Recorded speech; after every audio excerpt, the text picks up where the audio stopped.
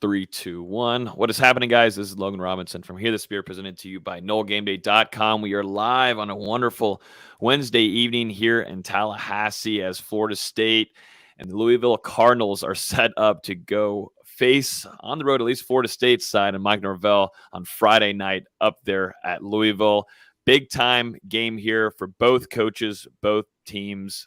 Big time ACC talk here as we get ready for what should be a pretty fun night here and 2 nights over there at Louisville. So with me tonight, I'm really excited about this. We're trying to do this all throughout the season because we get some good insight. We did it last 2 weeks ago with Zach over there from the LSU SI publisher site. But this week with us, I'm excited to have Matt McGavick with us from the U of L Report. How you doing, man? Excited to have you on to preview what should be a really fun night up there on Friday night.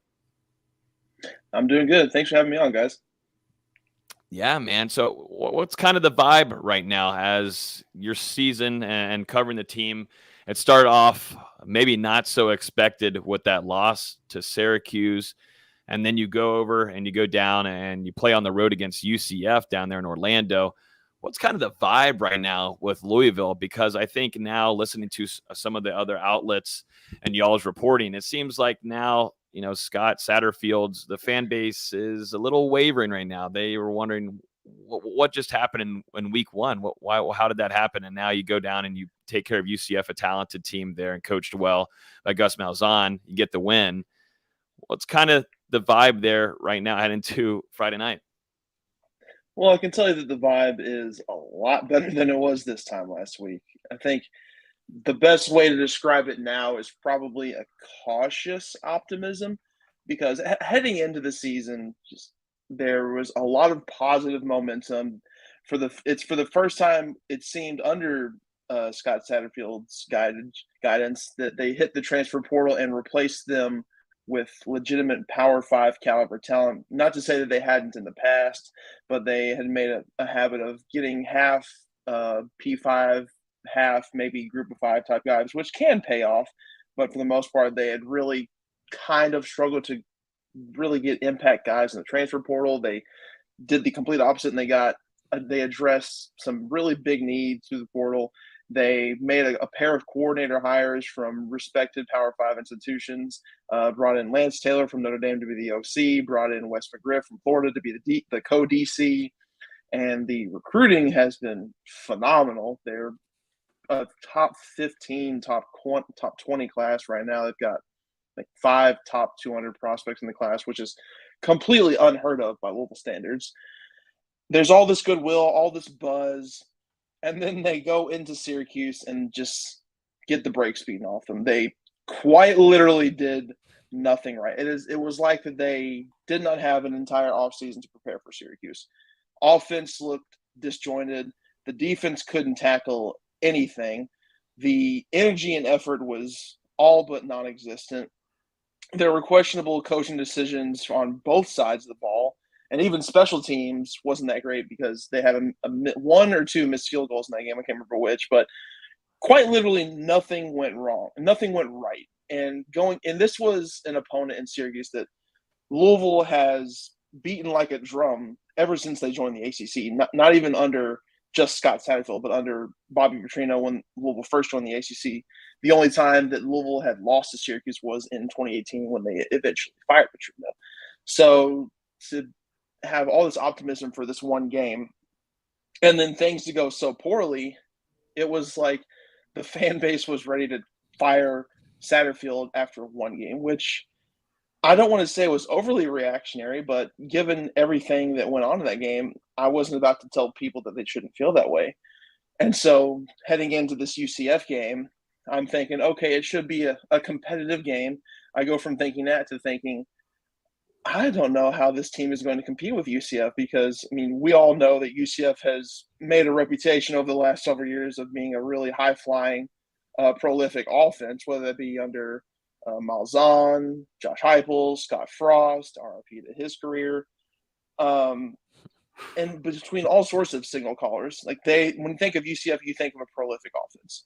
And Louisville's defense completely shut them out in the second half. The defense was the absolute star of the show, which is something that no one saw coming.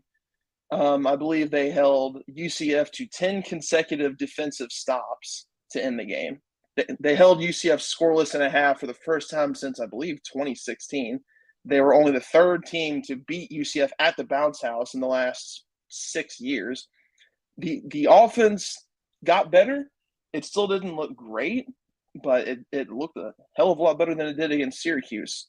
So a lot of people were thinking, okay, UCF was going to beat up Louisville pretty good. Not only do they field a competitive team against UCF, they outright win the game in a place that UCF doesn't lose very often.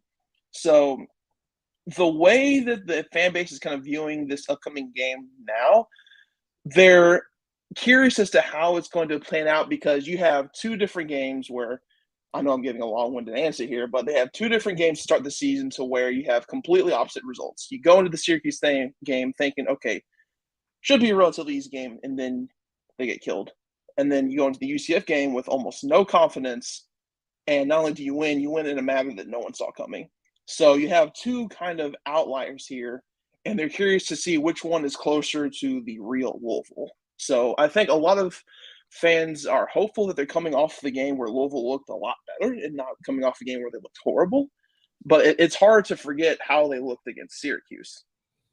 Mm-hmm. Yeah, no, that was definitely a disappointing start there, and FSU fans were already kind of salivating there saying, okay, so we got to go on the road. We're going to play on a Friday night, so there's optimism there, and I think there still is, but there's some question marks. We'll talk about it here on the podcast tonight because this team at Florida State still got some maturing to do, and you look back at last year and years past, they will go from getting a big win to the next week looking like they had never played the week before. They never played a football game. So that's something that I'm keeping an eye on going into this game. There's got to be a lot of discipline, and I think Florida State has done a better job of that, and it's shown that. And we'll discuss there because Florida State, no means, they've done this before where they've gone on the road and had mistakes because they weren't ready for that moment. They did it whenever they traveled over to Clemson. Florida State had a really good chance of winning that game. They were making good plays. You had Jermaine Johnson there taking it in for 6 after the sack. I mean, you had a lot of good things going in their favor. I'm feeling it kind of this way going into the Louisville game. Can they make those changes? Can they be much more mature, more disciplined on that side to where it doesn't put them in a bad spot? So that's my number one thing that I'm looking into this game. Which team is going to be more disciplined on Friday night, where it's going to be what Coach Satterfield said. He wants a hostile environment there. And I think, Florida State has been doing as much as they can with the crowd noises. They just went to New Orleans, and a very, very, very loud crowd there in the Caesar Superdome. But you're going to where now it is 95, 96, 97% Louisville fans. You're not going to have a lot of the war chant blowing in your favor. It's going to be a little bit different for Jared Verse, like he said after that LSU game, where he felt like it was more at home because he had the war chant going. The FSU fan base was there. It's not going to be the same way up there in Kentucky on Friday night. No, not at all. It's actually one of the more underrated venues in the ACC, if you ask me. Cardinal Stadium is. Well, FSU fans know real well about that stadium. There's been some interesting games. And interesting games, absolutely. I mean, Jameis had to have one ridiculous throw to Erman Lane there to save one of them. But since then, Florida State's had a pretty rough patch. And Coach Norvell, Dustin, I mean, Coach Norvell has not been successful going against Satterfield yet. Does that change? We'll see.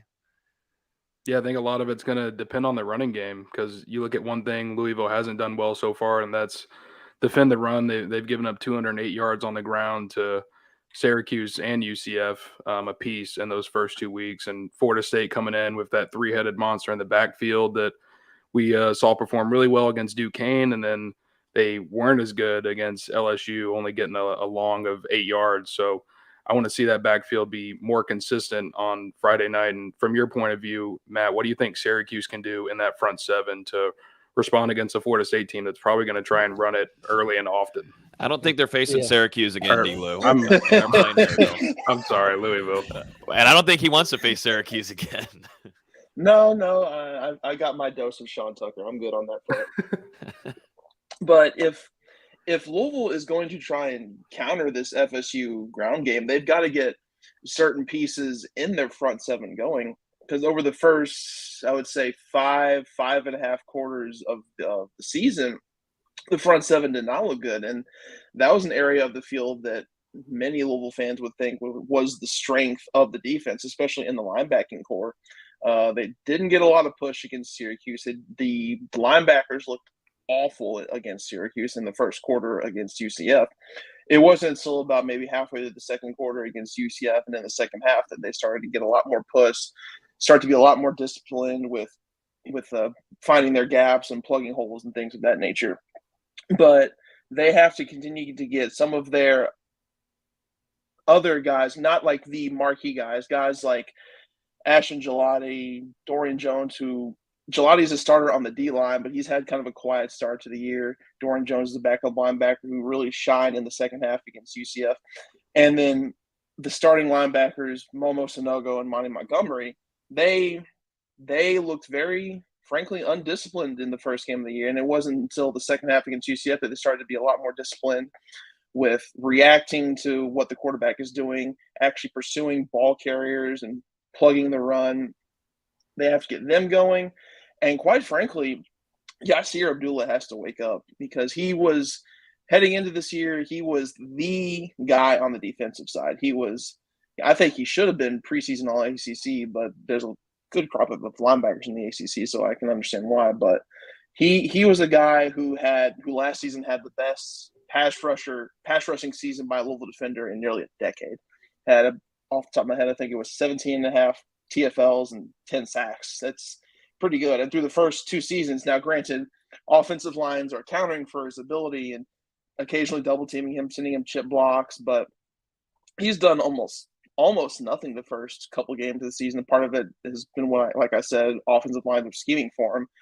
But whenever he's facing a single team or like a clear opportunity to make a play, he hasn't really done so. So if Louisville has any chance at all to kind of bottle the run game or just get penetration in the backfield at all, whether it's get pressure on the quarterback or get a TFL on a running back, Yasir Abdullah has to have a good game.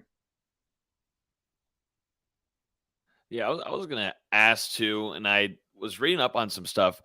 What do you think is up with Malik Cunningham? And I don't think it's really his fault. Maybe it's up to Satterfield. I know he said that they want to utilize him more because you look at the talent level of him. I mean, we were previewing him quite a bit this offseason going into ACC Media Days, and everybody thinks very highly of him, but it seems like maybe there's some handcuffs on him going into this season. What maybe is limiting him? Are you expecting maybe on Friday night for them to maybe unleash him a little bit more? Yeah, he went over 120-something yards against UCF.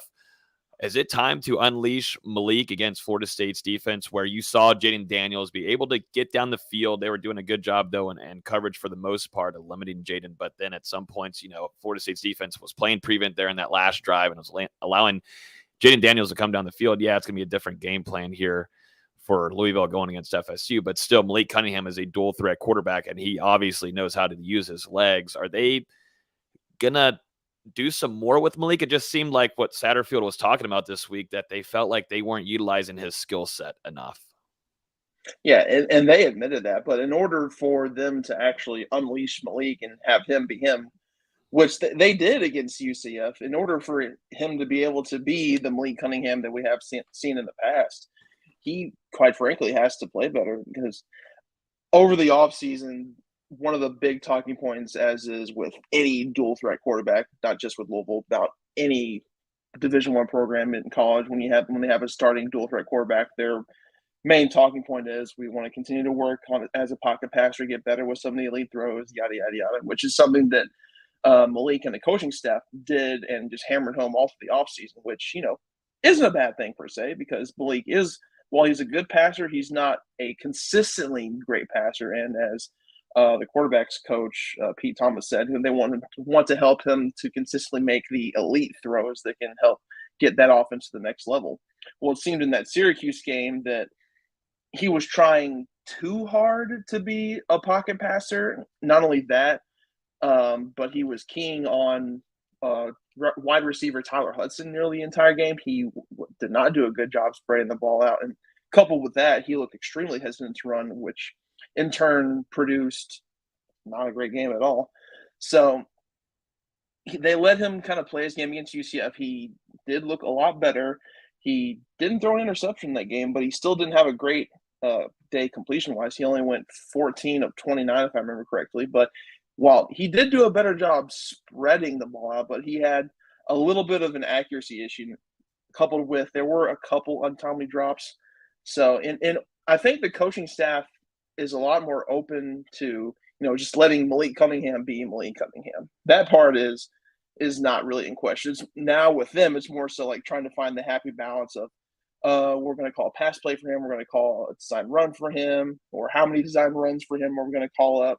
So that part's the main question from the coaching staff. It's more so on Malik at this point to actually have a good performance, because for the first 2 games, we've seen him not really have a complete game, not even have a good game per se, except for maybe when it comes to running the ball against UCF when he had 120 yards on the ground. But against Syracuse, he didn't look good throwing the ball, didn't look good running the ball.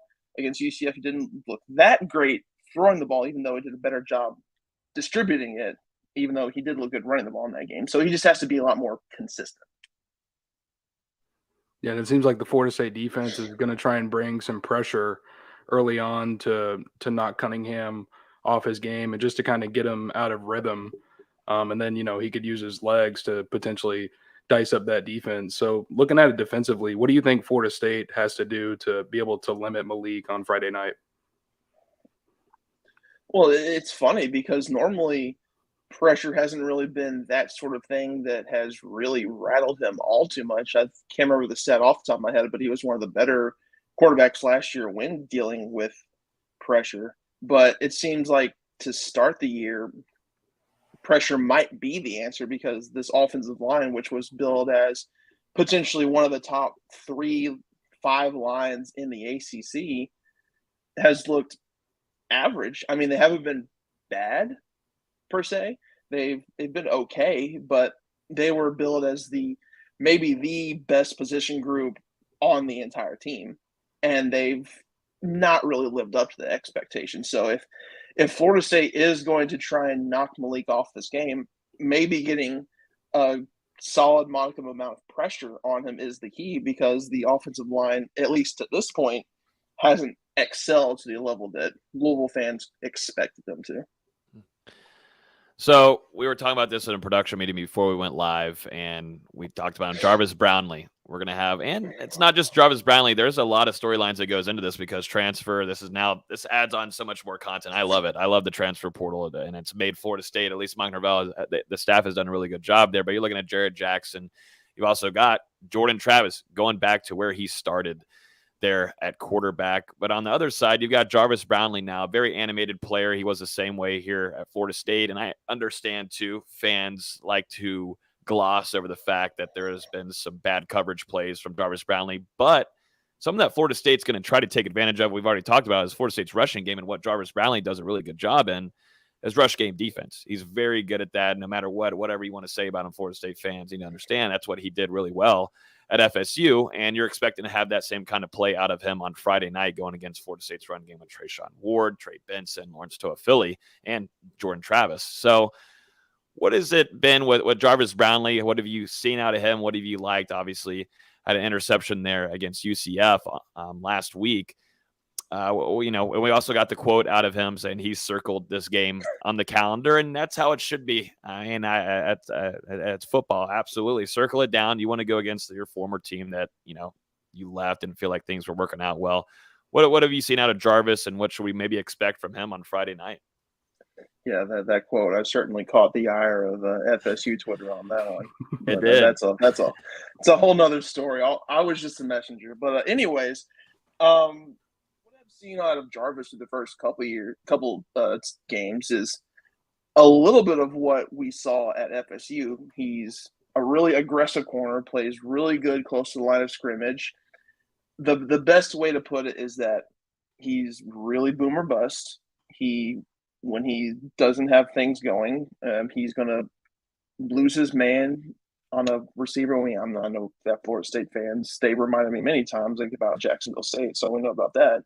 But there are times, but when he's going, he's both really good in run support and has times where he can use his physical aggressive nature to really disrupt timings for receivers, whether that's off the line of scrimmage, whether that's in breaks, in and out of their routes, timing when it comes to jumping for balls, and that can result in game-changing plays like we saw against UCF. So I'm curious to see how it's going to convey against his old team, because he told us yesterday that he's not really someone that tries to get his emotion, that doesn't really get caught up in his emotions, and every player says that when they're transfers playing their former team. I mean, that's the PC answer they give, but sometimes we all know that's not maybe the case. And it's going to be extra interesting because not only does Louisville have an ex-Florida State player, but no, Florida State has 3 ex-Louisville guys in Jordan Travis, Jared Jackson, and Greedy Vance. So it's not like one side of the ball has an advantage over the other. Like, oh, we've got your playbook and we know your tendencies. Both sides have, and kind of an end to the other team. So it's going to be interesting from the emotional standpoint and how kind of the players and coaches feel each other out from like the information they have on one another. Tight end Marshawn Ford has been around for a while, and then over the offseason, Louisville added former Tennessee running back Tywan Edwards and former Central Arkansas wide receiver Tyler Hudson, and both of those guys are leading in their statistical categories through 2 games for the Cardinals. So what can you tell us about the new additions for Louisville at the skill positions and some faces on offense that Cunningham will be trying to spread the ball to around on Friday night? Hudson's been really impressive over the first couple of games now. That first game against Syracuse, that might have been because Cunningham was keying on him literally the entire night. But he was someone over the offseason that Louisville billed as like who could have breakout potential, maybe all ACC type potential. And I got to see him a couple times over the offseason during the spring game, during a couple of rare opportunities we get to see open practices. And the guy, he certainly looked the part in practice. Now, when you're making a jump from the FCS level to FBS, it can be a little bit much for some guys. But as both Louisville and Florida State fans know, like sometimes it can pan out perfectly. It's happening with FSU and Jared Verse, and it's happening well with Louisville and Tyler Hudson. He's a guy who has incredible body control.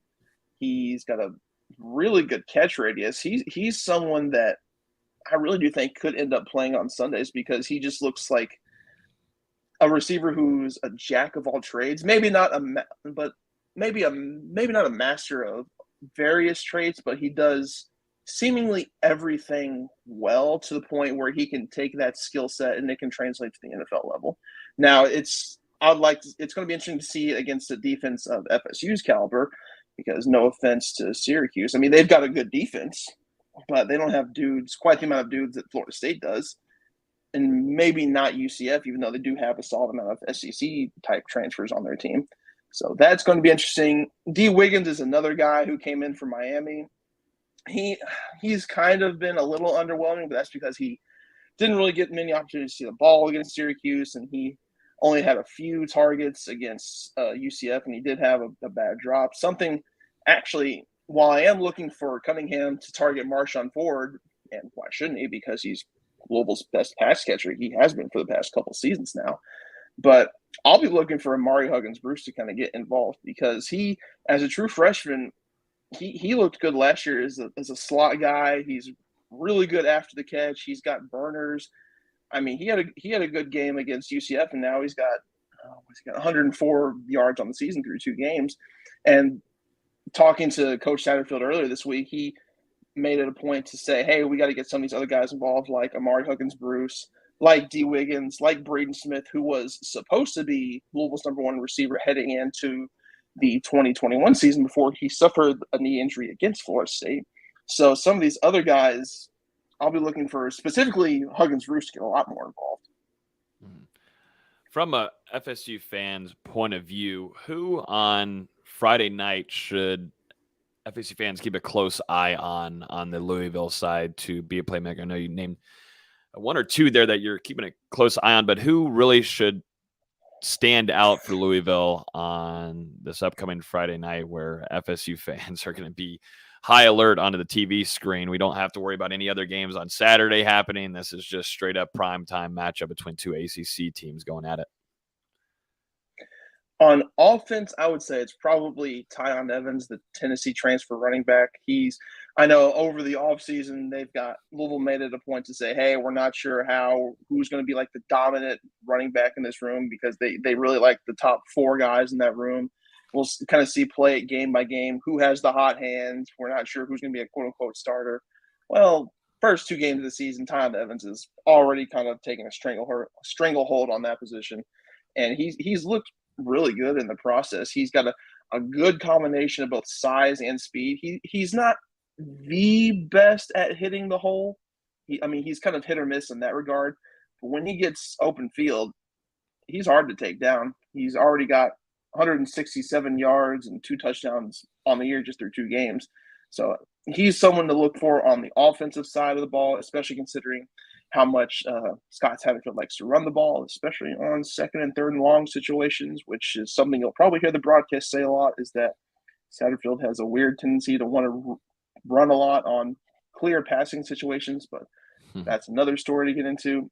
On defense, someone to look for who hasn't really gotten a lot of runs so far this year, but he is a known commodity for that defense, is cornerback Keitrell Clark.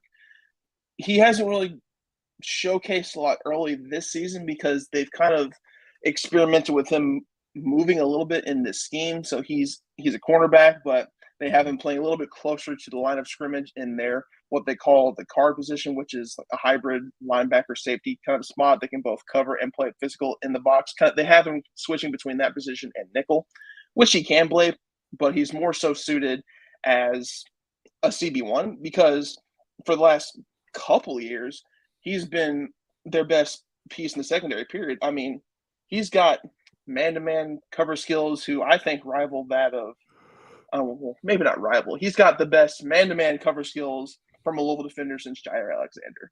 He's that good. Now, he didn't get to shine completely last year because the last 3 games he was out due to an ACL, but he still performed well enough to be named a second-team All-ACC guy.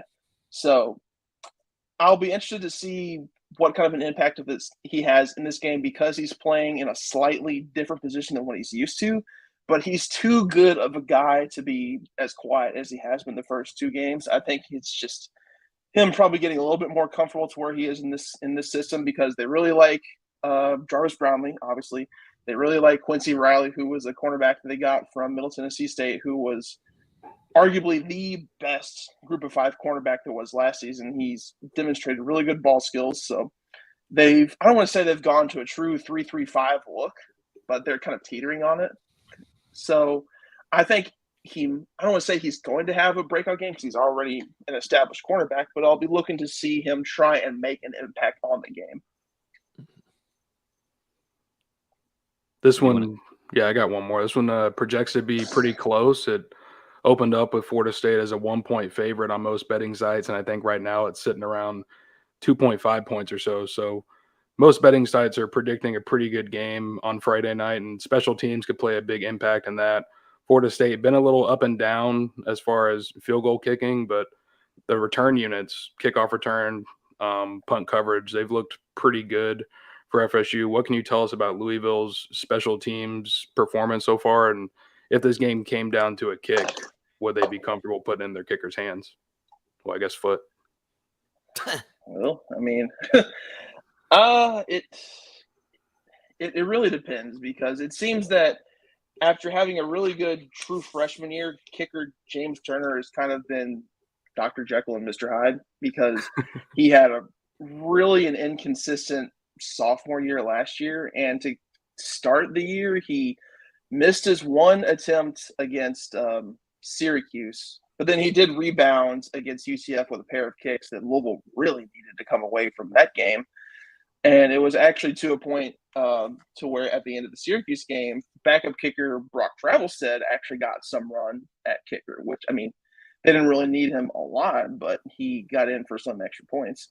But when it comes to pinning Florida State back, I mean, that's something that I think the Noles have to take into account because sophomore punter Mark Bassett, he's looked pretty damn good to start the year. He's averaging 47.1 yards per punt. I mean, he is a sophomore, but he's actually 27 years old. He's an Australian punter. He went through the systems and the schools they have over there to get prepared and trained for American football. And he's really booting the ball. I think his long is 55 yards. He's pinned inside the 20 a handful of times. So he's definitely a huge factor when it comes to the hidden yardage part.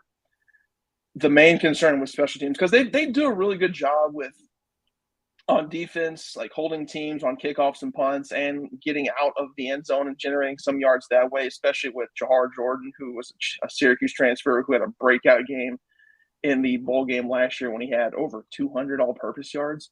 So they're not really concerned on that part. The most concerning part is which kicker are they going to get, which we're still not 100% certain on which one's going to show up. I will say FSU does know about Australian punters because they've got one of their own, and Alex Mastromano. Got the Aussies on the kicking side over here from both sides. So jumping into this, yeah, exactly. They do. But going into this game, I want to get your thoughts and score prediction, because from an insider's perspective, I always love hearing kind of the vibe that's coming out of Louisville, and then also realistic thoughts going into it, because this is huge, not only for both coaches, but on the recruiting side. Like you said, Satterfield right now, they got some kind of trend going upwards right now on the recruiting side. Mike Norvell also, after getting that LSU win, a lot of recruits across the country needed some answers right there. And that was a big one, to go over there, compete with an SEC school and get that win at a neutral/road game. He's got that going for him. But now we're getting into the ACC games. That's fun, cool stuff. That's over with. You're going into the ACC and you're competing now to get to that ACC championship no matter what. It's real time. What do you think about this game ahead and your score prediction for the Louisville Cardinals on Friday night? It's definitely going to be a competitive one. I think what's going to really end up determining if Louisville comes out victorious or not is if they can play much cleaner football.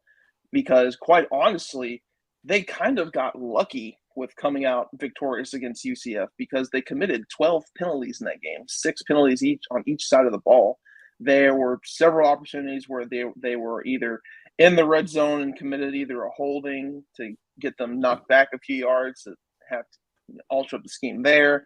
On defense, there were a few offsides, one of them on which was a very crucial 4th and 1 around midfield, ended up giving UCF the fresh of the downs. Actually, I think on defense they had 3 or 4 penalties that gave the Knights an automatic first down. So, and Louisville already isn't that great of a team in the red zone and on third down. So adding all of these costly penalties just further compounds that issue.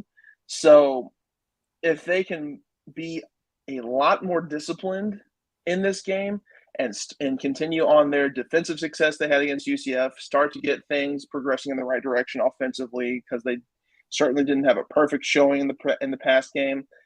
I don't want to say I have a great feeling about Louisville's chances, but I certainly feel a lot more confident in them if they play a more disciplined brand of football. I know I'm going to sound like a homer by saying this, but I do think that narrow spread is pretty accurate. I'm probably going to regret this, but I think if they can limit the penalties, I think Louisville can come out with a 28-27 win. 1 point game. That would come down to either a game winner by kicker or something. It'd have to come down to really a close game there. I mean, I'm almost in that same range with you. We'll give our score predictions at the end of the show tonight, but that would create a very fun game, which I'm all about. FSU fans, though, would like to see a win on their side, but either way, I'm expecting a competitive one, because you still got to remember Florida State's on the road in a true road game manner. Different college. This isn't going to be where you've got maybe 30,000, somewhere around that range, FSU fans like they had in New Orleans. So it's a true test for a lot of the newcomers, which there are a lot of newcomers on FSU's roster. So I'm looking forward to covering it this upcoming week. I know you are too. Best of luck over there, Matt. We definitely appreciate you. Make sure you guys go ahead and shout out to your socials, everything y'all show, and let everybody know where you're at with the LSUSI publishing site. You can find my personal Twitter, Matt_McGavick. You can find my site Twitter, Louisville Report, @U of L Report.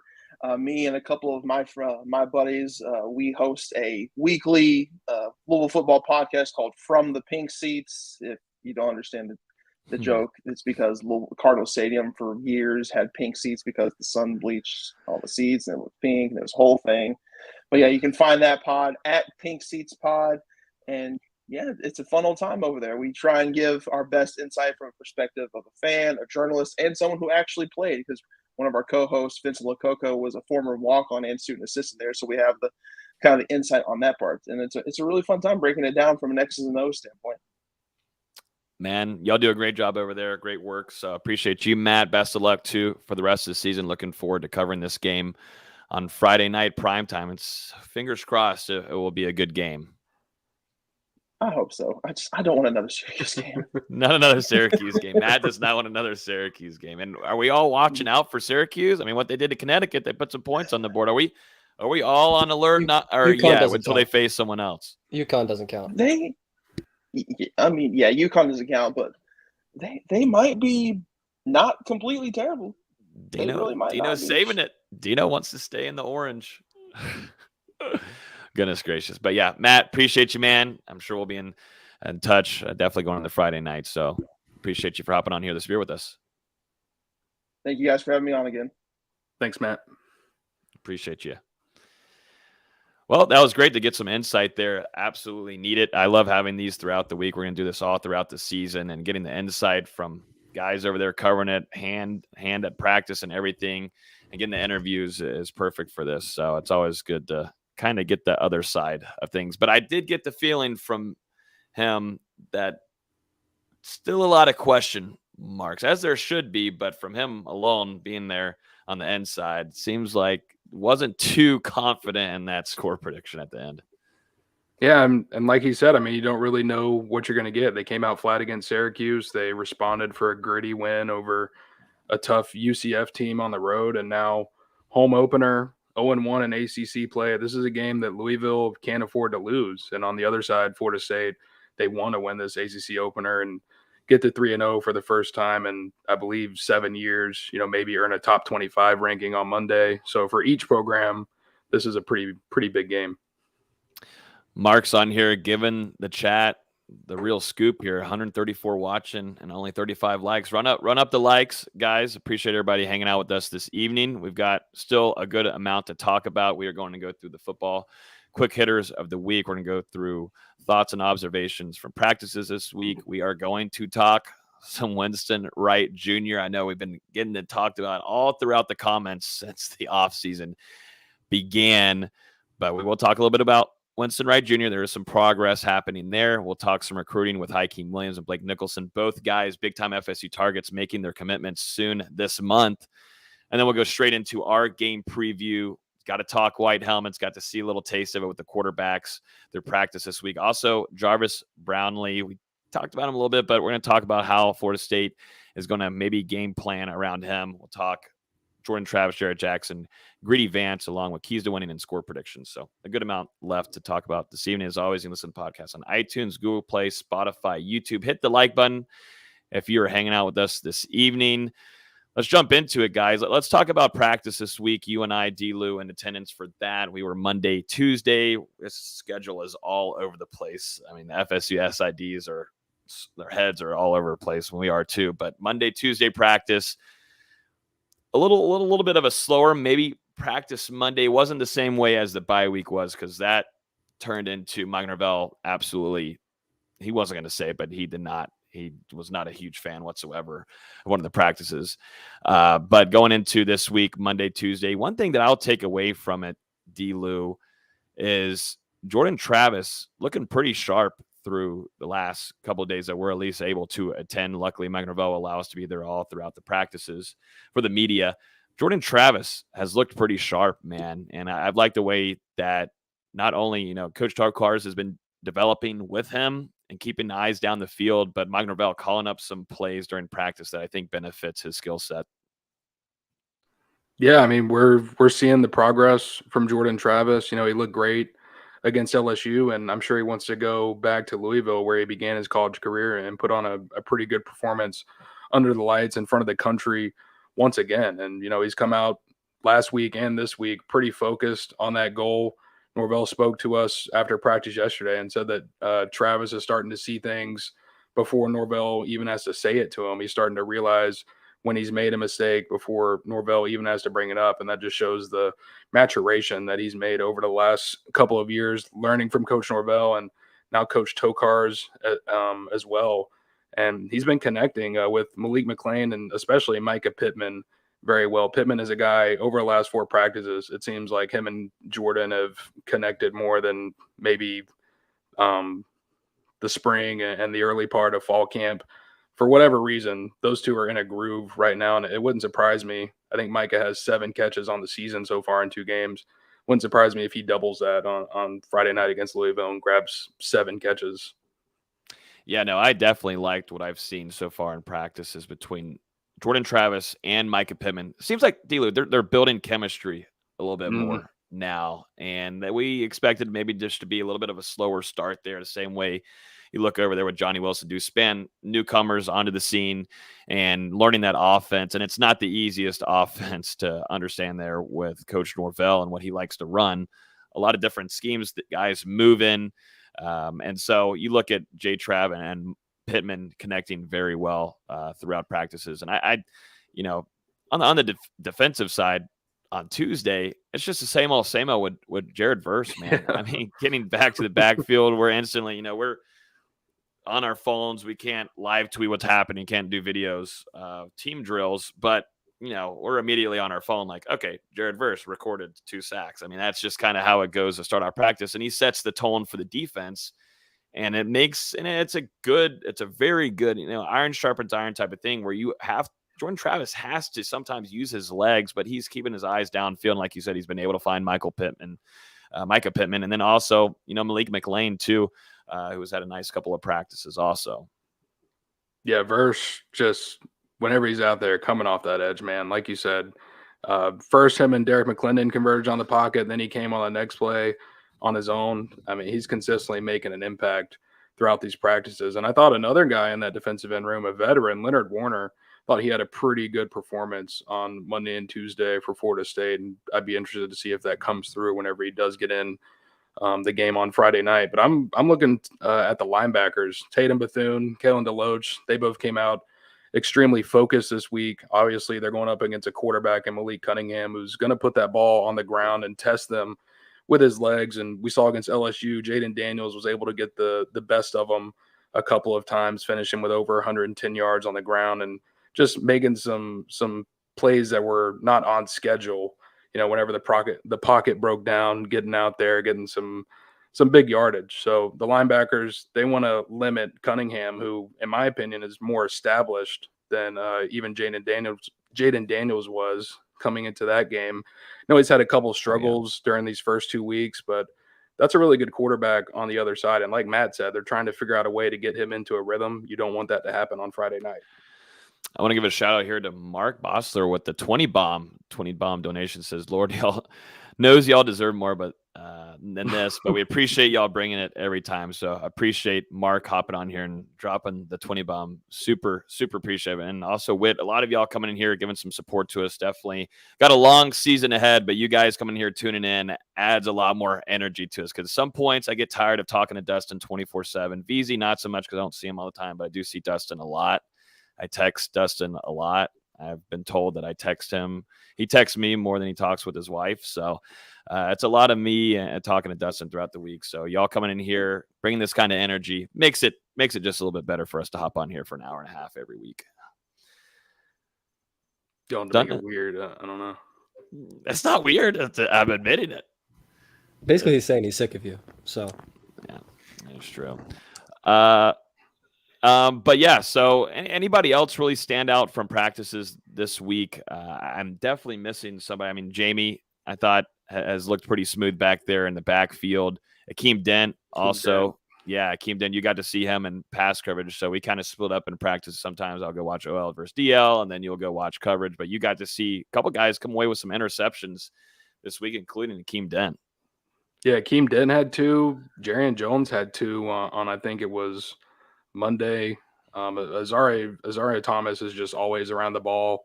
I don't think he came away with a pick, but couple deflections. So you really like to see that from this defensive backfield.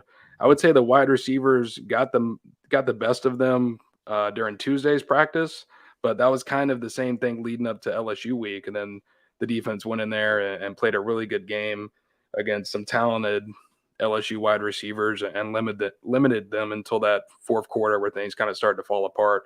So I feel pretty comfortable with where the defense stands going into Friday night, especially that front seven when it comes to Louisville putting the ball into Taiwan Edwards' hands and running it.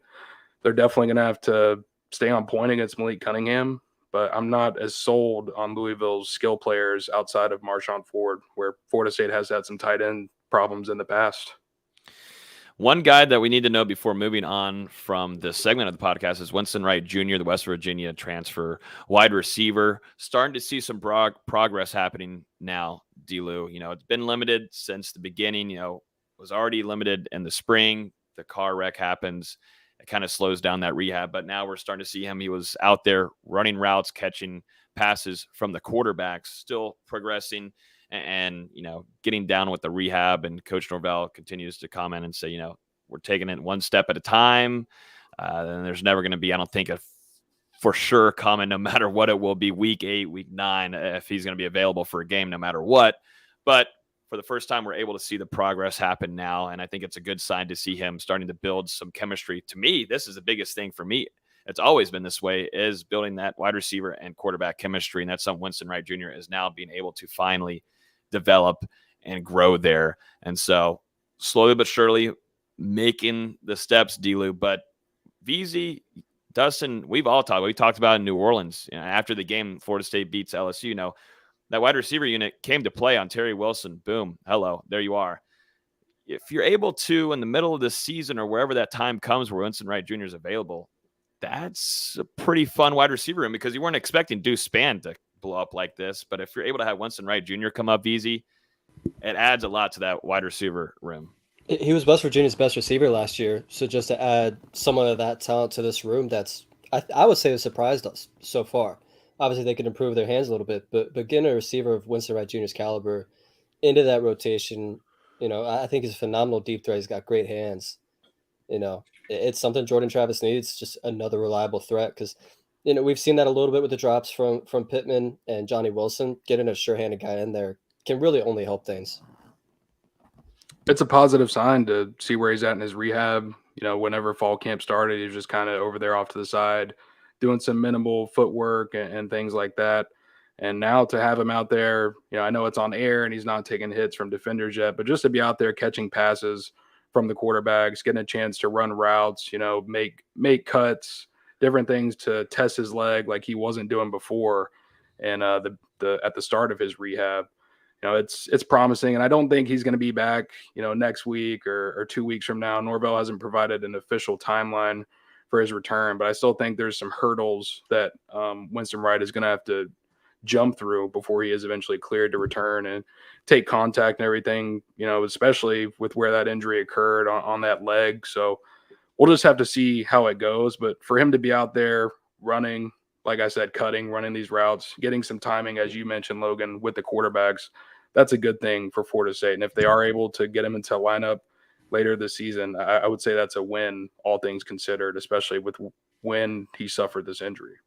I kind of get the feeling we won't see him before the Clemson game. And even if he's not back by that game, you have a bye week after that. And, maybe he's back for that last 5-game stretch, starting with Georgia Tech. I feel like Georgia Tech would be a good game for him to return anyway. It's not as big of an opponent. Get a feel for his legs again. I feel like that's realistic. But really just him getting healthy and rehabbing is more important than anything, and getting that chemistry down, like Logan said. Yeah. Like you said, that VZ, that was your wide receiver 1 in West Virginia. So to bring that guy and place him here at FSU, where you're starting to see, and it's only been 2 games. It's only been 2 games, but you're seeing improvement there from the wide receiver room, and it goes to help too with Jordan Travis' development there and progressing. Getting the ball, staying downfield, eyes downfield at the wide receiver, that's going to be pretty exciting for FSU fans if they're able to see number 1 out on the field, because we've been seeing him kick return and taking those reps, but then after that, nothing much else. But, this week we've seen progress there from Wright Jr. So we'll continue to keep an eye on that. If we're able to share more or there's more happening in practice, we will make sure to do that on the show and keep you guys up with the latest. So a good overall, I will say a good practice this week. It was it's a bye week, so it's fully understandable after a really physical game against LSU. So bye week practice, but this week I thought guys looked sharp, and that's going to help my prediction later on in the show. Let's jump into some recruiting stuff real quick before we go into this FSU versus Louisville game preview and score predictions. Hakeem Williams making his commitment this month, along with Blake Nicholson. Two guys, a big target here. Who would you like to start off with? Maybe Blake Nicholson. Between a couple teams here, but it seems primarily between Florida State and Oregon at the end. Think Randy Shannon, along with some off the field personnel at Florida State, have done a really good job in this recruitment, and has made the whole family feel at home here in Tallahassee. I think after that LSU win, I think the answer has been made inside that household. I'm not going to speak for them, but it feels like things are swinging heavily in Florida State's favor after about 2 weekends ago. Yeah, you're 6 days out now from Blake Nicholson's announcement. He announced the top three of Oregon and UCLA, so Florida State competing with those two to land him. And one interesting tidbit that I did notice on his announcement, he put 6:30 Pacific time, and then he also made sure to add 9:30 Eastern time. So that's an interesting detail on the graphic from Got Nicholson. some Easter eggs. Got some Easter eggs. Dustin's following the Easter eggs. There. But yeah, like you said, General Manager Derek Ray has done a really good job here getting Florida State in the door. And then Randy Shannon, Mike Norvell, some other members of the coaching staff have come in to try and help close it. Florida State was just over there last weekend to watch Nicholson perform during his high school game. And, same thing with Hakeem Williams. You had Mike Norvell and Ron Dugans go down there to South Florida to watch Stranahan High School play last Friday night. So the coaching staff making the most of that bye week on the recruiting trail. It does feel like Florida State is in a really good spot for Nicholson. I guess our next show is 1 week after he commits. So I've had my prediction in for Nicholson to Florida State since the end of July. I still feel really comfortable with that, and I'd be surprised if he doesn't end up a Seminole next week. And as for Hakeem, coming out of the summer, there was definitely some optimism on the Florida State side, but I was trying to be cautious with it. And then after the LSU game, Williams and his camp very impressed. Like I said, Norvell and Dugans were just down there last week to see them again. Hakeem was at Pittsburgh's loss to Tennessee last weekend. He'll be in Texas A&M to watch them take on Miami this weekend. He's set to commit on September 23rd. Right now, depending on what happens in the last 9 days or so of this recruitment, I'm feeling really comfortable with where Florida State is at. And, we'll have another podcast before he does commit. But right now, I do have him committing to Florida State. Whoa. Big predictions. Uh-oh. That'd be a fun September for FSU. I haven't put that in the Discord yet, but No, as of now. So everybody, the pain members are like, man, what the hell? Oh, get ready. No, he's going to get pelted on Discord. But there's a reason why you come and listen live on Hear the Spear of the shows on. We got to start getting some people on the show, so got to trade there a little bit. But those would be two major big time targets for Florida State. Hakeem's, in my opinion, the commitment or the recruitment doesn't stop for Hakeem fully. He's still planning on visiting other schools, but to already have the upside and have that lean of him going with Florida State to start off, you just got to hope that Florida State can contain him, which I'm not going to be Debbie down here, but the staff has not sometimes done a good job of being able to hold on to some of these commitments, or at least if things are heading their way, it kind of falls off there. But on the optimistic side, Florida State and Mike Norvell, to me, for Hakeem's part of it, and you might agree with me too, D-Lo, and being at the practices and watching him come in, he just feels comfortable, man. I mean, he kind of just walks around, he's interacting, can't say as much what he's doing, but he feels very much at home at FSU. Feels kind of like a family vibe, in my opinion. And I think Mike Norvell has a really close connection to him. Yeah, not only Mike Norvell and Ron Dugans, but then you look at the player side. Florida State has linebacker Omar Graham right there, the true freshman, who was just playing with Hakeem this time a year ago. And those two are pretty close friends and have a really good relationship. And on Hakeem's visit to Florida State, Omar's been there a couple times to be out there and meet him outside of the Moore Center. Hakeem was watching him pretty closely during a couple of Florida State's practices. So I think that's another thing that plays in the Seminoles' favor when it comes to this recruitment. Like you said, once he commits, it's definitely not over. Hakeem, he's going to come to Florida State for an official for the Florida game in November. There's also some rumors that he could see Alabama and Texas A&M down the line. So the coaching staff is going to have to continue to do their job and lock this one in and get that signature during the early signing period. So you're saying Jimbo didn't do himself a favor with losing at home to Appalachian State? Didn't help him out very well. And I do know for a fact that Hakeem Williams was watching that game. Whew.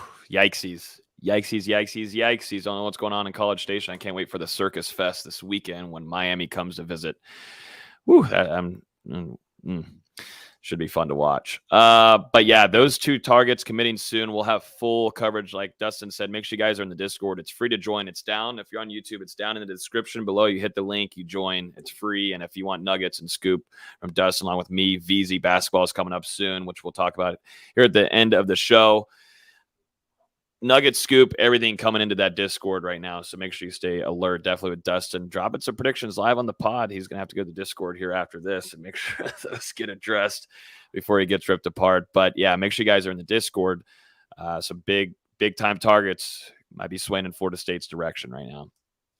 Let's jump into this prediction. Let's jump into this game preview before we get into our score predictions and VZ's latest with the basketball ACC conference schedule being released.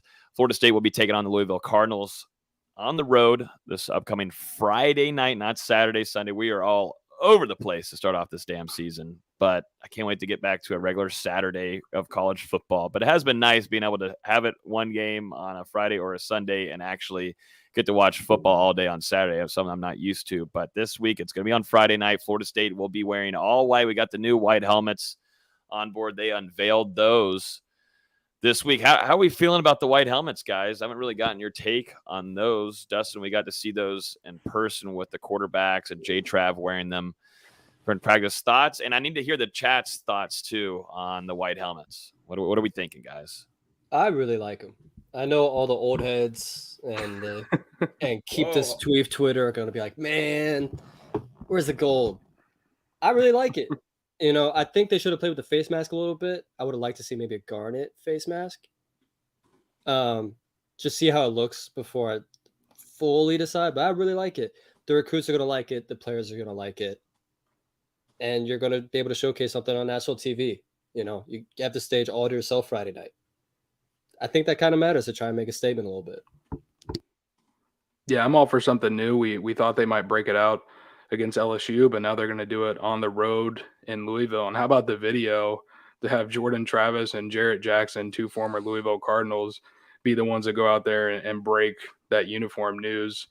So, yeah, I mean, I like it. I don't really have much else to say about it. And I don't know if the players and the recruits like it, I like it. I was going to say, we're asking the wrong person here, VZ, on clothing, colors, Dustin design. only knows gray, so his opinion doesn't matter. I've got a white cup right here. Okay. White cup. Yeah, I don't think you wear white cups, buddy. I don't think you wear white cups. I don't know why people are surprised. I mean, they've been doing recruiting promos with white helmets for how long? 3-4 years at this point. This has been teased, and it's honestly about time that they're actually playing in one. Yeah, no, these are sweet. Like you said, we got to see a little bit of them in recruiting pictures, and I think that was the go-to for recruits, VZ. I mean, it's a big deal nowadays to go with uniforms. I understand wins are wins. You got to have that on the books, but, I mean, if you look at Oregon, too, Oregon wasn't nothing. I'm sorry, they were jack shit before they started doing some uniform combinations. They got all the money, Nike, everything. Boom, okay, we're going to start getting some recruits. So this works kind of. And then, okay, so we can build, we can get a coaching staff, yada, yada, yada. We're not going to go through the whole timeline of how Oregon put themselves on the map. But Florida State on their side, add wins, you add this kind of stuff. It's cool for recruits. It should be fun to see them on the field. I will say, seeing them in person up close, they are clean. I would have liked to see a little bit of gold and those spears up there. I think that would have matched nice with the noles in the front there above the face mask. But you know what? I'm not going to complain too much. That can be changed. later on. But I think these will look pretty fun to watch on Friday because Louisville is going to be rocking black, red, black. So, make sure you get your head up above the comment there, Dustin, so we can see you. But yeah, the new helmet's awesome looking, in my opinion, and for just national attention, it's going to be pretty cool looking. So, especially if you go out and play really well. Yeah, that helps a lot. That's going to matter more than anything. But if you go out and play well in these, everyone's going to love them. Yeah, exactly. What are y'all's first thoughts going into this game on Friday night? I will say I was a little cautious. I don't know. I just felt weird after last week and the weekend. I was like, oh, man, the big question mark in my head is this team good enough? Have they matured enough now? Are they a discipline? Like Mike Norvell has been preaching since his arrival. Are they able to respond? I loved Coach Norvell's quote after the LSU game and after a few practices during the bye week.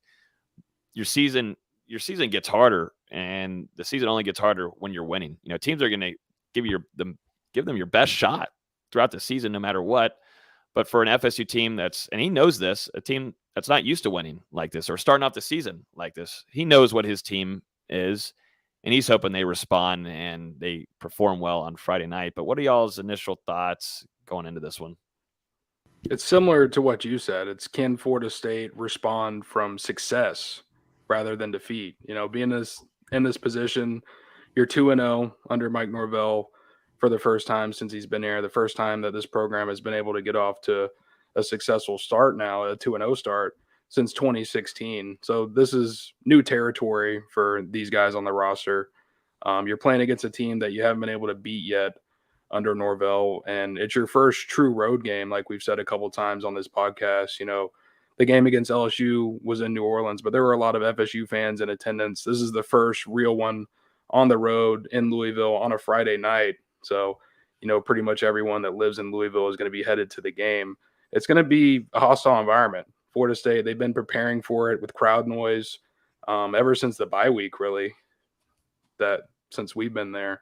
So they're doing what they can, but this is still going to be a tough game. It's the conference opener, and you go in this game, you're 3-0, you potentially get ranked. This is a huge moment for Mike Norvell and this team, and to me, it's can they go in on Friday night and capitalize on it? And to Logan's point about staying disciplined, Louisville's drawn a lot of penalties in their first two games against Syracuse and UCF. Even though Syracuse dominated that game, I think they still had 14 penalties or something crazy like that. Through two games, they've drawn 29 penalties. Florida State's going to have to stay disciplined in this game. They're going to have to convert on third downs. UCF was terrible against Louisville on third downs. I think they're 4 of 16, whereas Florida State was really good against LSU on third downs. That's something they have to do, and they're going to have to stay out of trouble penalty-wise. That's the only way Louisville – really a lot of drives were kept alive last week against UCF because of penalties on third downs, and that's going to be big for Florida State. Can they show that maturity? Can they show that discipline on the road in what should be a really good environment? Yeah, and that's a good point, Austin, because when you look at Louisville, their defense, it hasn't been great this season, and last season they were allowing – over 400 yards a game, but they stiffened up to only allow 38.9% of their third down conversion. So if Louisville can get you off the field early and make you punt, they're going to be successful. But if you can create these long drives like Florida State did against LSU, you're going to grind up some clock and put yourself in a position to win this game on the road. Yeah, Florida State's done a good job on their side on the offense, being able to convert on those third downs, and Jordan Travis has done a good job keeping his eyes downfield and making some plays, some of them some acrobatic ones, going back to that play, going to Johnny Wilson for the first down. Incredible play. Florida State has done that, but you would like to not have to rely on that so much.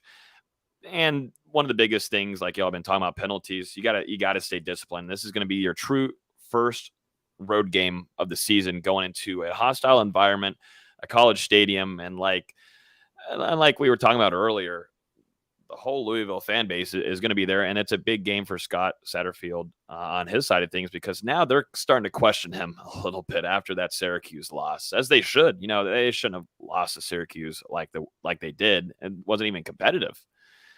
This is big answer game for Satterfield. I'm sure he's going to have a lot of recruits around the game on Friday night, so there's a lot of things that go into this one too. On Mike Norvell's side, though, you're looking to start off the season 1-0 in ACC play.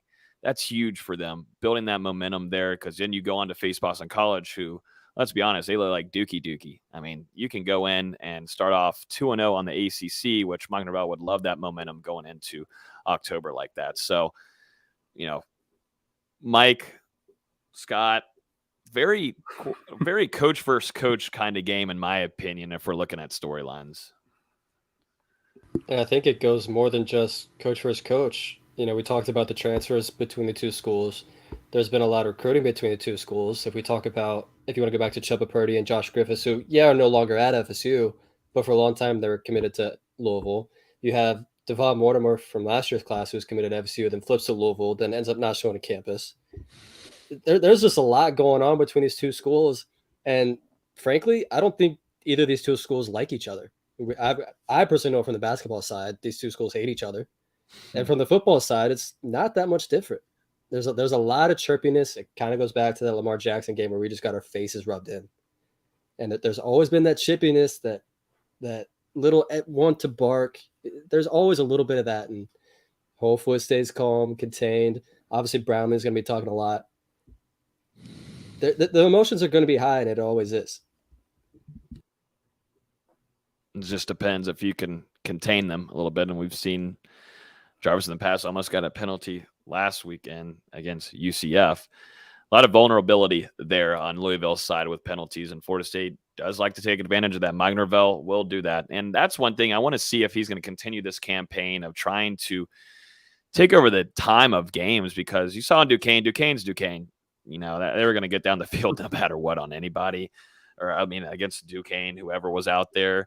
But, in Louisville, I thought they did a really good job of managing the time. And we saw that right out at the first quarter. LSU, yeah, we looked at each other like, oh, damn. What did I say, FSU versus FSU? Said LSU, or you said Louisville. Yeah. No.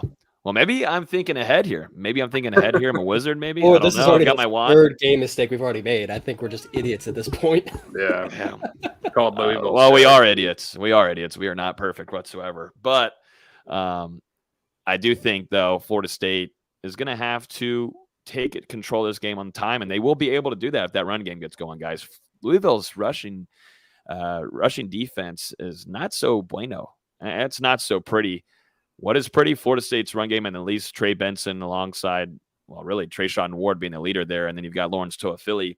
They can really take advantage of getting down the field and scoring on Louisville if they need to. And you don't really have to press J-Trab to throw as much in this game, in my opinion. You certainly don't need to have him running around a lot. I thought they'd have to do that a lot more against LSU. And in my opinion, for the game plan, I don't think they really have to do that as much. If they can get the run game going. We didn't talk about it, guys, and we should. Bless Harris. We didn't talk about it last week. We forgot to, but bless Harris.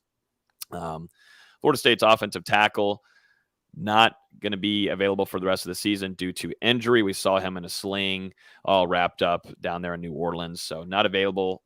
It's a loss there. We only got to see, 3 quarters out of 2.5. I mean, practically. Come on, man. I know, right? But now you throw in Justin Turrentine, who has experience. This guy's got experience at the college level. He was thrown in there a little bit at the end of a guard at the Duquesne game, and then converted, like Coach Atkins said, over to tackle for the Louisville game. LSU. God dang it. LSU game. I'm all over the place. I think it's because the L is in there. The L is getting me. But the LSU game, he was over there at the tackle position. Coach Atkins wants to see, he told us this week, he wants to see more consistency out of Justin Turrentine. What do you think, guys? There's just got to be more consistency, and that's understandable. I thought at least against LSU, he held his own. That's what you kind of just needed him to do. Just hold as much as you can. First game, and you're going against LSU. And no matter what you have at LSU, you have talent there. I thought he held his own.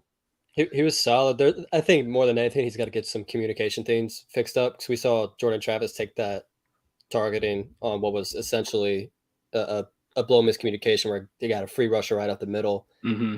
Because you also had a blitz coming around the edge that Turrentine there was a whole thing going on there. But I think more than anything, the communication just got to get fixed. He's got talent, and he held his own. And I think as he gets more comfortable at right tackle with this line, I think he's just going to continue to get better. Yeah, it's just going to take some time for him to get the knowledge of the system down. This is a guy who got into Florida State late this summer, one of the final additions on the entire roster. So for him to now go from playing a role as a backup to stepping into the starting role for, it looks like, potentially the rest of the season for Florida State. This is a little bit of a jump from where they expected things to go this early, I think. But Justin, a guy who was a JUCO All-American, who started games at South Carolina the last 2 years, he should be able to adjust and at least be a serviceable piece for Florida State at right tackle. And I thought it was huge when you look at that LSU game. Florida State only played 5 guys on the offensive line the entire game. No one had to go out because they got banged up. No one missed any time. They played 5 bodies on that offensive line. And I think that's going to be key again going into this game against Louisville. You don't want to have any more guys go down on that unit. Yeah, I was talking with Mark Rogers earlier on the show, and I think that's a good note there, D'Lo. This is one of the first times as FSU fans and as someone that covers the team, we've been able to see, well, you're going into your third game. You get to keep your whole starting lineup going in the third game. Last year, you didn't see that. Florida State gets to keep their entire starting offensive line. I know Bless Harris is out, but this is now Jasmine Turrentine's spot there at left tackle. You get to see that whole group coming back from a physical game. You said left tackle before this. You said left tackle. You did. So now VZ's got his mark. D'Lo had his early. I think we blame it on D'Lo because he started. 4, though. Nah, well, You yeah. messed up on it. I like being a leader. I said a blitz coming around the left edge, which is true if you're looking at it from LSU's perspective. That's what I said. Yeah. We're going off the field there. Yeah. Yeah. That's a good point. But anyways, yeah. So you're bringing back that. You're getting back that.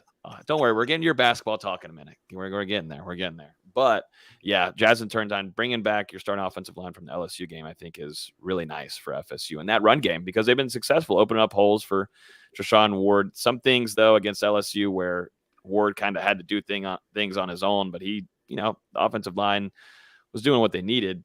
That was the best back in the room to take advantage of. But I'm expecting not just a one-man show on Friday night. I'm expecting 2 guys.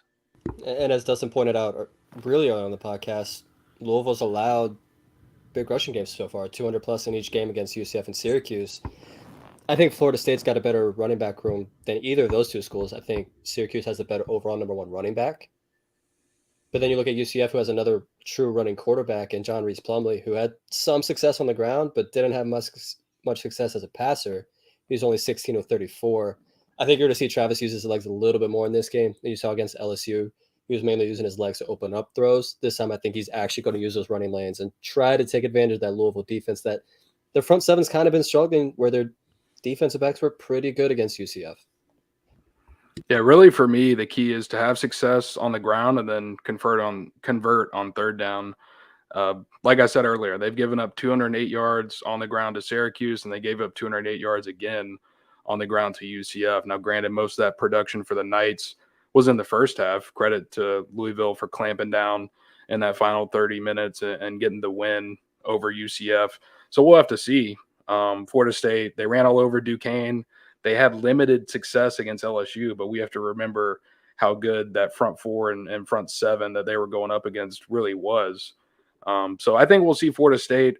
They're going to try and run the ball with the running backs, but it won't surprise me if they do some more sweeps like they were doing with the wide receivers and some other things to kind of get Louisville's defense moving north to south or west to east. See if they can keep up with it laterally.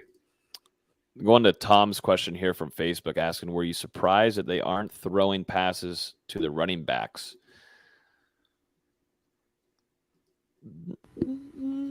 Not particularly, because the wide receiver room is a little bit better this year. You kind of needed to last year because you want to get the ball. Guys in space. Yeah, just get the ball to your best players in space. This year you got talented receivers that can do that for you. I'm not that worried about it. Whenever they need to go to the running backs in the passing game, based on what we've seen in practice, I think they'll be able to do so. All 3 of those guys are contributors in the passing game. Key players for this game on FSU side. Key players that have to have a good game in order for Florida State to leave Kentucky with a win. Certainly the linebackers, Deloach and Tatum Bethune. I think we're all in agreement this is the most excited we've been about a linebacker room at Florida State since Telvin Smith.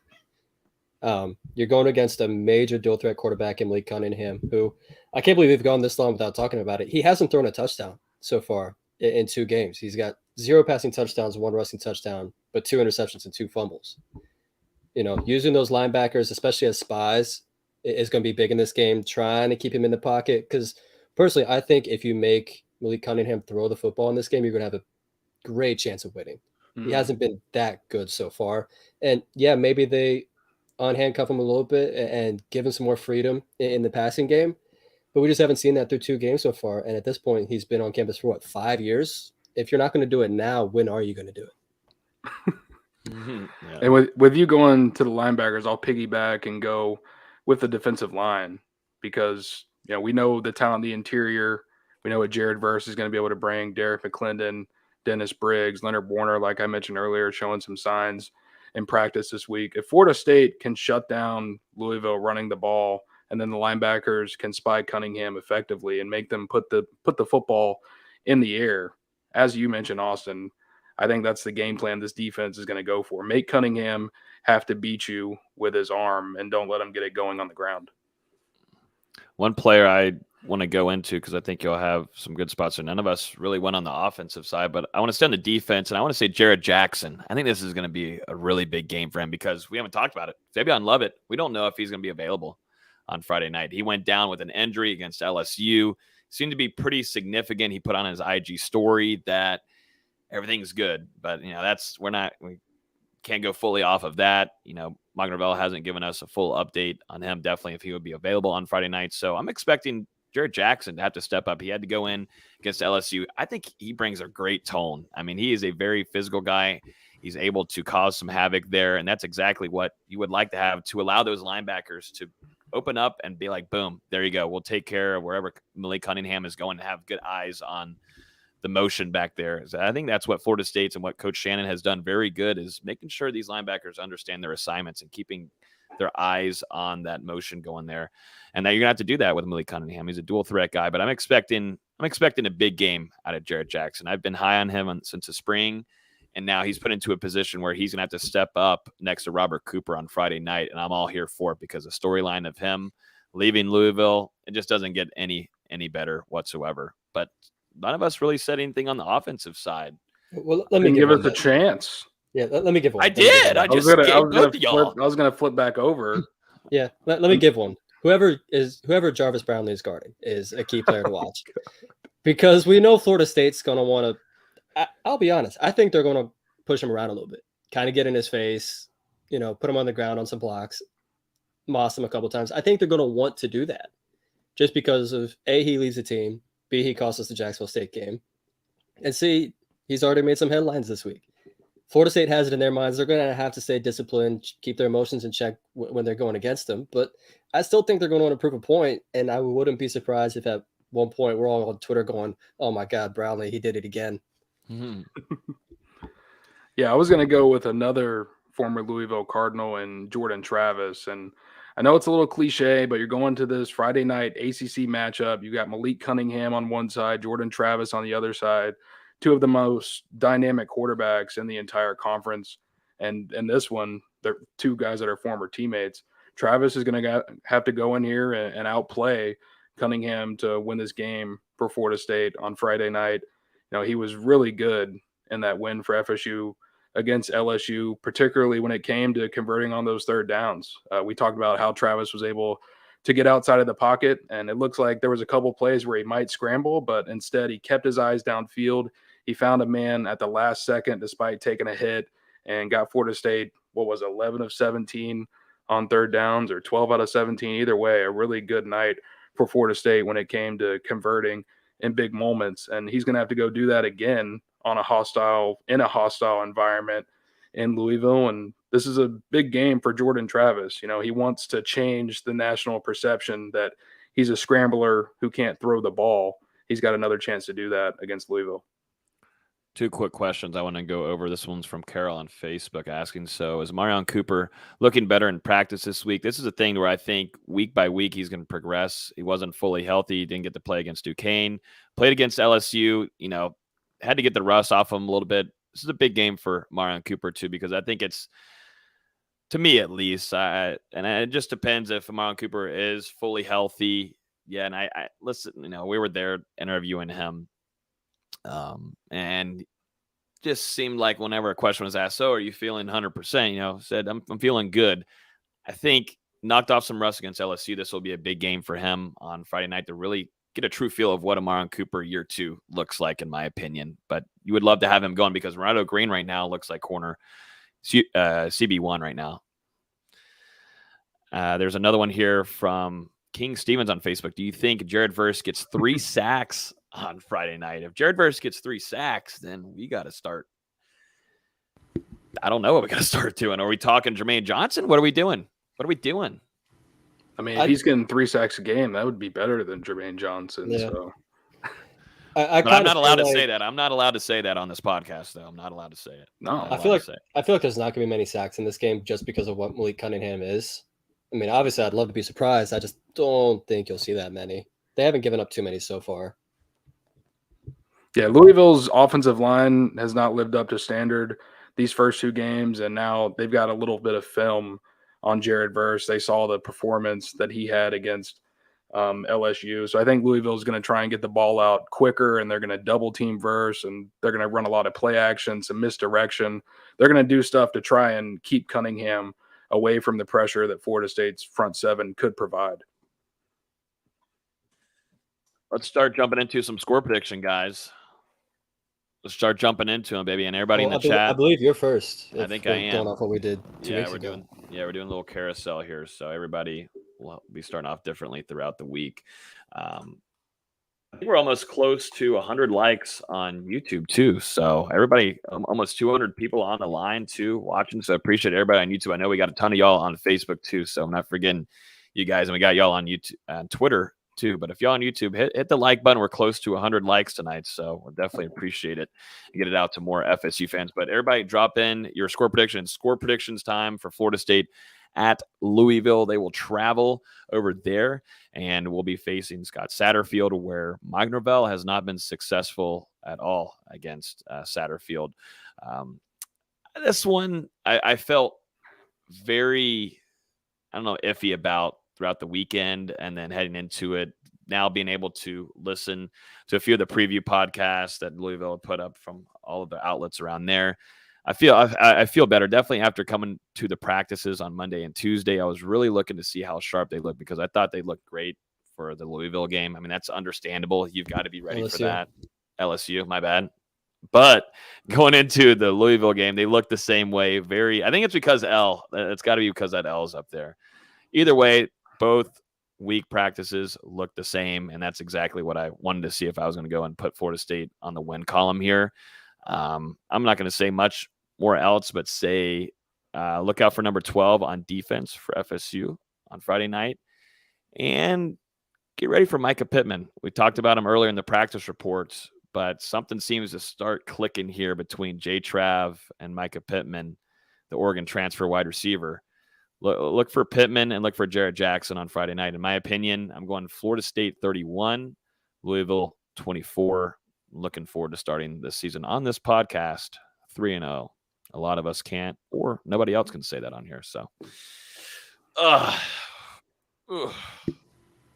had this game pegged as a loss coming into the year. I had Florida State losing to LSU as well, and they're able to turn the tide and win that game. And looking at this one, for me, it just came down to Malik Cunningham. But things haven't gotten off to such a pretty start for Louisville over the first 2 weeks of the season. I know they're able to get that win over UCF, but I mean, that was a battle down to the finish. Their offense has had some real struggles early on. And you look over at the Florida State defense right now, top 25 defense in the country. They looked pretty solid against LSU. There was a little bit of shakiness in that fourth quarter, but they were able to come out and get the victory. And I think that's going to be the difference in this one, Florida State's defense against Louisville's offense. So I'm going to go Florida State 31, Louisville 27. It's going to be a little closer than people expect. I think it could get a little bit ugly with this being Florida State's first game on the road, maybe some penalties,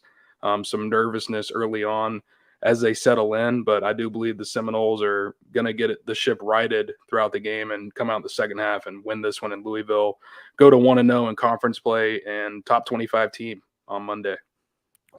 Top 25. Who's the player of the game for FSU Friday night? Jordan Travis. J-Trav, old school. All right. VZ, what do you got? So like Logan, I kind of had some weird feelings like throughout the week. Didn't know how to take it because, on one hand, you look at Malik Cunningham and their Louisville's offense, it's been bad. It's been really, really bad so far. And, as we were all betting the roulette table 2 weeks ago, you look at trends. Am I betting on red? Am I betting on black? Is he going to keep being bad, or is he due for a change and going to have a good offensive performance? That's kind of been on my mind this week. And Florida State's got to be really good in the red zone this week. We didn't really talk about it that much, but they really missed some chances against LSU. Coming away with no points twice inside the 10-yard line. That can't happen in this game. Syracuse was a perfect 4-4 in the red zone against Louisville, whereas UCF was just 2 of 4. I think the red zone's going to be huge in this game. And as long as Florida State can get to like how they were last year, converting time and time again in the red zone, I think they'll be fine. I went back and forth. I even said 2 hours ago I didn't even really have a pick in this game yet. I'm going to take Florida State. I'm not confident in it. It's going to be like a 27-24 kind of game where something weird happens at the end. But I am going to take Florida State, much to the surprise of some people in the comments. And part of it is I don't know if I'm going to be able to watch the game. I'm going to be at the Bristol race on Friday night. So who knows if I'll even be able to watch, but we'll see. Where do we turn into NASCAR? What's going on here? So, where did we? Long story. I know a driver. He said, "Come to the race." I said, "Okay." Long story short. I like short stories, so I mean, you are the plug for him with the shoe game. Is that what's going on here? I didn't know NASCAR drivers even cared about shoes they're wearing because nobody sees them while they're in the car. You'd be surprised. You'd really be surprised. He's got one of the craziest collections I've ever seen. So, Barado here. Garcia says, Dustin for player of the game. So, D-Lou, when are you heading up to Louisville? Whenever you buy me a flight. I don't feel like doing that. I don't feel like doing that. I don't think you really want to go either, so I don't think so. Louisville's a nice place. I got family there. Well, I don't have family there, so maybe I don't. Why aren't you going to see him? Because I'm going to Bristol NASCAR race. I already said it.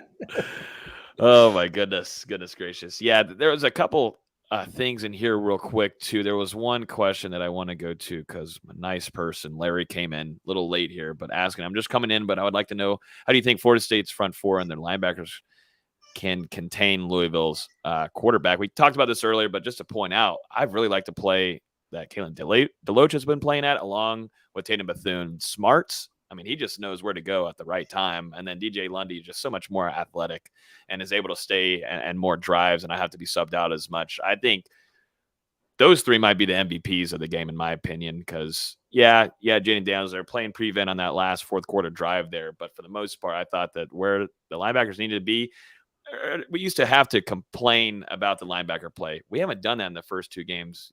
We know it's Duquesne, blah, blah, blah. But LSU, we haven't had to complain about them. We used to gripe on them every year on this podcast, but so far it's been pretty silent there on the linebacker play. And I've been really, really damn impressed with Kalen Deloach. I thought that he had a big time show out last year, breaking out like this, but now he's just taking it to a different level. And, I don't want to give full on shout out to Coach Randy Shannon yet, maybe after this game, but I think he's done a good job in that room so far. It's going to be a huge game for the linebackers and the defensive ends as far as containing Malik Cunningham. And, we talked about it earlier, but Jaden Daniels was able to break that contain a couple times and get LSU a couple big unscripted plays that helped the Tigers get some points and move the ball in crucial situations. So I think, you mentioned the three linebackers, but it's just as important for Jared Verse, Derek McClendon, not to get caught too far upfield and lose their contain or be too aggressive. That's going to be huge. And Florida State, to their credit, the coaching staff, they've been working different ways to try and emulate what Malik Cunningham is going to bring. I don't think we've mentioned it tonight, but Florida State had Travis J working at scout team quarterback a couple times this week, just to have another player back there who's athletic, who's quick, who has experience playing quarterback before. Jay played at Madison County before he signed with Florida State, just to work on those QB runs and the QB sweeps, different things like that Florida State is going to face against Malik Cunningham. And that's not something that we saw the team really doing before they played Jaden Daniels. So it just shows that they're making that more of a point of emphasis to shut down what Cunningham is going to try and do on the ground.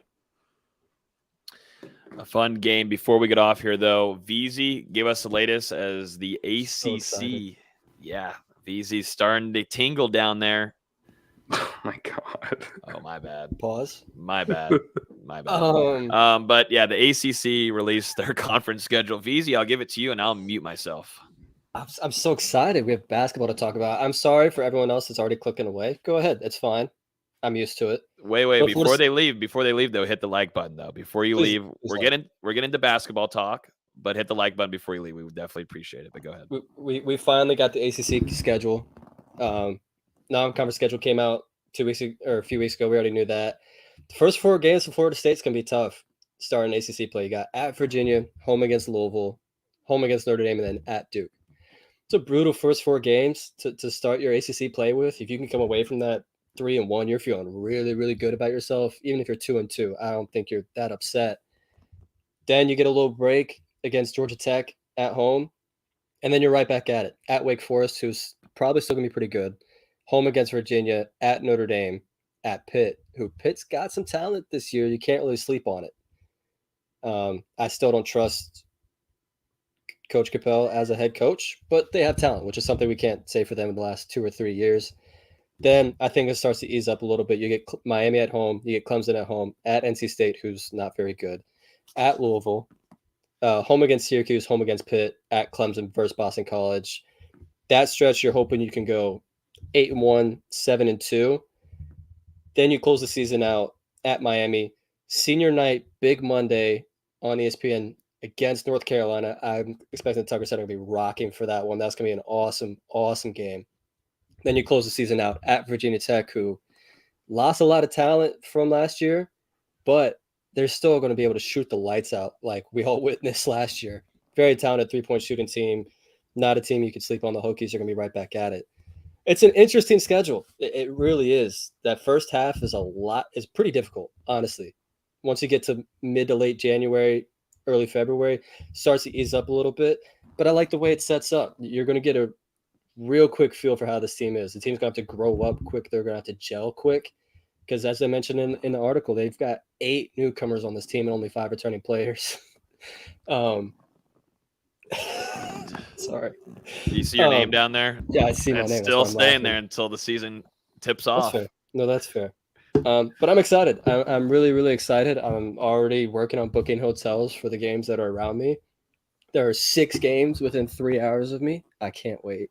I really cannot wait. Yeah, no, I'm excited. Austin does an incredible job. If you guys, I know there's a lot of football people on here tonight, but, throughout the season, we'll be doing really good coverage, and Austin leads that there.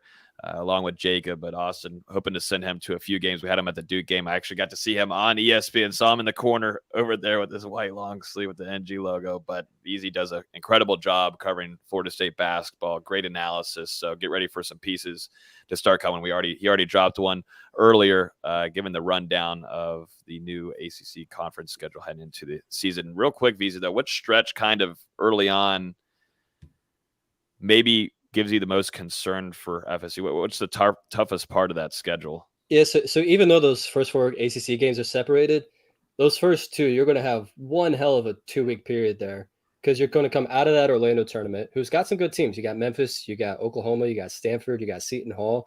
There's some good teams there. You come right out of that, you play Purdue at home for what feels like the 10th time in a row. You go at Virginia that Saturday, and then you come home a week later to play Louisville. That's a tough stretch for real early in the season. Hopefully you have success at the ESPN Invitational in Orlando. If you could get to the championship game there, I think you're pretty happy with that. But then you got to come right back, get some revenge against Purdue. Then you got to go travel at Virginia, who has absolutely not forgotten what happened last year with that Matthew Cleveland unreal turnaround 3-point buzzer beater. And then you come home against Louisville, who I just talked about. Neither of these 2 teams likes each other. It's going to be a very emotional, very tough stretch. That again, if you can come 3-1 from that stretch, you're feeling really good. Get a little bit of break as you play St. John's, you play USC Upstate, but then you come right back at it with the heart of ACC schedule, home against Notre Dame, and then at Duke after Christmas break on New Year's Eve. Going to be a tough stretch. It is going to be a tough stretch, but it's going to be fun to cover. Hopefully. I can't wait. I'm actually excited about this team. Last year, I had weird feelings going in. This year, I really like what I've been hearing. Whoa. I really like it. Whoa, okay. Be excited to hear the preview. We always have Ari on. Maybe we'll get Arya back on here. He's a big guy now at the ACC Network. I don't know if we can. I feel like he might have moved on from us. We'll see. Yeah, we'll see. He might be back at a restaurant eating wings again. But yeah, our friend Arya always coming on here to do a great game preview. Shout out to him getting the new gig with ACC Network. But that is going to wrap up tonight's podcast.